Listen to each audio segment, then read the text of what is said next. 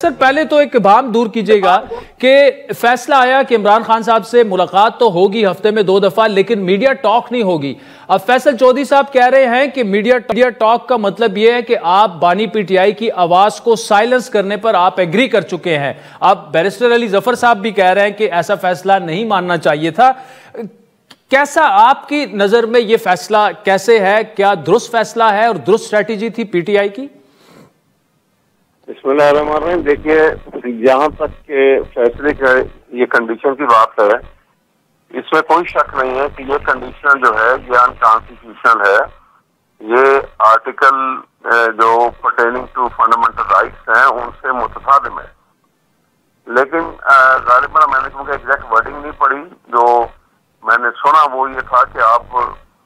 Adiala jail से निकलते ही इनके मुतालिक जो है पॉलिटिकल कमेंट्स जो है आपकी मीटिंग के, वो वहाँ पे जो कोई अगर जर्नलिस्ट वगैरह या मीडिया के लोग आए हैं तो वहाँ ना करें। तो इसका मतलब ये है कि वहाँ ना करें। उसके अलावा तो ये तारीफ है कि ये मुस्तकिल पाबंदी तो लगाने का इख्तियार जज के पास नहीं है, लगा भी नहीं सकते हैं वो कि आप उनसे मिल के आए और आप उसके बाद उसका इजहार शादी ना करें कहीं पर। ये तो कोई ऑफिशियल सीक्रेट एक्ट के तहत तो कोई वोट नहीं लिया हुआ ना। ठीक। अच्छा अहमद, वैसे असल में कंफ्यूजन नहीं है क्योंकि फैसल चौधरी साहब ये कह रहे हैं कि जेल से बाहर की जुरिस्डिक्शन में मीडिया टॉक पर पाबंदी है, तो इसका जेल से बाहर की जुरिस्डिक्शन तो पूरा पाकिस्तान आ गया। इसीलिए उन्होंने सलमान अकरम राजा साहब पे तनकीद की और उस तनकीद के बाद उन्हें पार्टी से ही निकाल दिया गया, लीगल टीम से ही निकाल दिया गया। ये इस किस्म के जल्दबाजी के फैसले मैं इसको नहीं अप्रूव करूंगा अपने तौर पर। कि निकालने वाली बात जो है ये नहीं करनी चाहिए, क्योंकि अब जब पार्टी क्राइसिस में होती है और ऑपोजिशन में रोल प्ले कर रही होती है तो उस वक्त हर शख्स जो है वो बहुत अहम होता है और उसकी कंट्रीब्यूशन होती है, और वो जो भी काम कर रहा होता है वो वॉलंटरीली कर रहा होता है और अपने आप को एक खतरे में डाल के काम कर रहा होता है। इसलिए एक निकालने वाली बात जो है किसी से मंसूब कर देनी और किसी को किसी बात से उसको पार्टी के मामलात से बिल्कुल अलग कर देना, ये गलत है। ये तासुर जो है नहीं होना चाहिए और इस किस्म का फैसले जो है ये एक इंतशार का बायस बनते हैं और इससे नुकसान होता है, ओवरऑल नुकसान होता है पार्टी की इस क्राइसिस में उसकी कारकर्दगी के ऊपर। तो बाकी देखिए, जहां तक पार्टी के अंदर इख्तलाफात की बात है वो तो होते रहते हैं, हुकूमती पार्टी में भी होते हैं और जब पार्टी क्राइसिस में होती है तो उस वक्त ज्यादा होते हैं। जब आप उस पैराई में देखें और ये देखें कि पार्टी जो है वो इतनी जो इस वक्त जो लोग अफेयर जो काम में लगे हुए वो इतने एक्सपीरियंस भी नहीं है, लिहाजा वो तदब्बुर और वो मामला फहमी जो है वो उस मैच्योरिटी की शायद उतनी नजर ना आती हो। लेकिन इसको पहले दिल से ही देखना भी चाहिए और इनको मामलात को एक्सेप्ट करना चाहिए, ना कि हम इस बात पर तवज्जो दें कि जी किसी ने हमारे मतलब की बात नहीं की तो उसको पार्टी से निकाल दिया जाए या उसको अलग कर दिया जाए। ठीक है। अच्छा अहमद, वैसा बड़ा आपने तो कैटेगोरिकली इस पे आपका मौकिफ आ गया, लेकिन पार्टी के अंदर भी जो सोशल मीडिया हम देख रहे हैं उसमें इन फैसलों पर एतराज ऐसे हो रहा है कि ऐसे लोग जो कि ऐसे वक्त में पार्टी के काम आए जब पार्टी के जो असल जिन्होंने हुकूमत में वजारतें ली और सब कुछ लिया वो तितर बितर हो गए, कोई अंडरग्राउंड चले गए, लेकिन कुछ लोग जो हैं उन्होंने उस वक्त पार्टी को थामा। मतलब उनमें फैसल चौधरी भी शामिल हैं, उनमें आप भी शामिल हैं, उनमें शेर अफजल मरवत भी शामिल हैं। तो अब ये इन दो लोगों को तो साइड लाइन कर दिया गया इस तरह से। तो इसमें जो वो लोग हैं जो लिटरली सिर्फ इमरान खान के लिए सामने आए, जब उनकी अपनी पार्टी के कुछ लोग छोड़ के कुछ लोग अंडरग्राउंड चले गए, तो वो बददिल भी होंगे। जो पार्टी के अंदर रह गए हैं वो भी शायद अब खामोशी इख्तियार कर लेंगे। देखिए, मैं आपको बताऊं कि जब पार्टी इक़्तिदार में थी और उसके बाद जब इनके पकड़ धक्कड़ का सिलसिला शुरू हुआ इक़्तिदार से अलग होने के बाद, तो वहां पे दानिस्ता तौर पे ये कॉन्शियसली एफर्ट की गई थी कि जितने भी पार्टी के सरकर्दा लोग हैं या जिनकी कोई अहमियत हो सकती थी उनको गिरफ्तार किया और गिरफ्तार करके उनसे 3rd डिग्री ट्रीटमेंट भी किया गया और उनको मजबूर किया गया कि वो जो है वो पार्टी को छोड़ें तो उसी सूरत में उनको रिहाई मिल सकती है, या इस किस्म का कोई बयान दे दें जिससे पार्टी के साथ उनकी वो लगाओ वो उन्स जो या वो उनकी जो लॉयल्टी है वो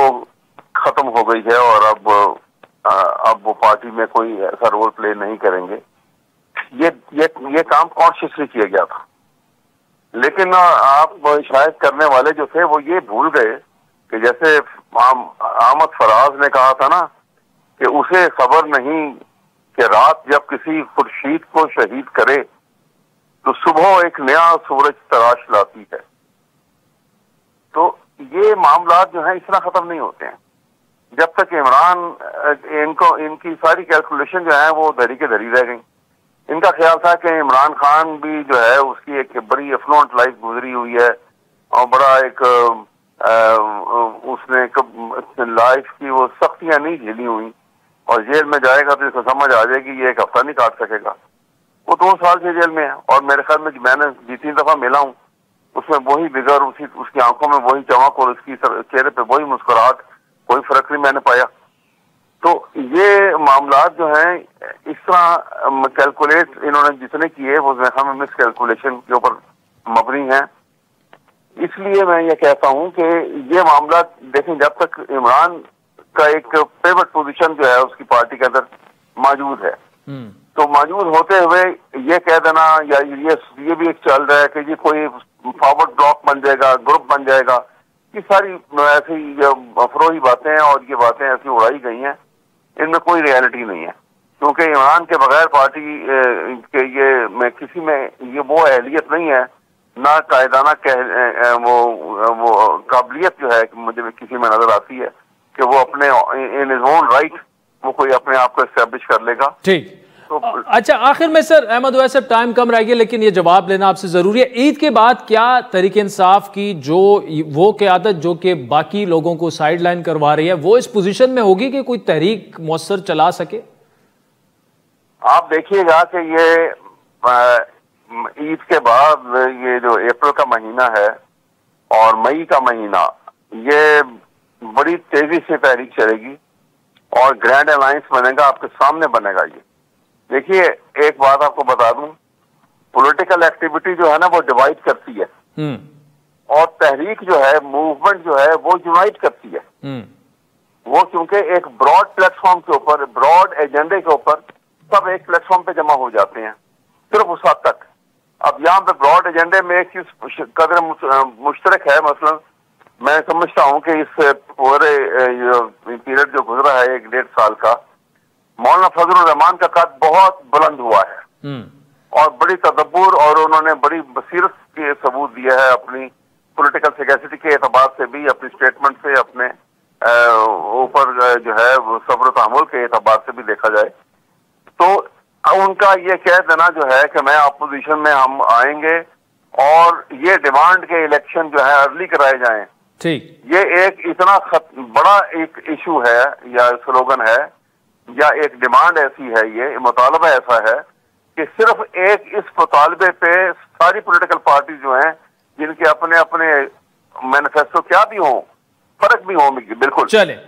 पीटीआई समेत वो इस ब्रॉड प्लेटफॉर्म के ऊपर इकट्ठे हो सकते हैं और यही एक बहुत बड़ी मूवमेंट का सबब बन सकते हैं।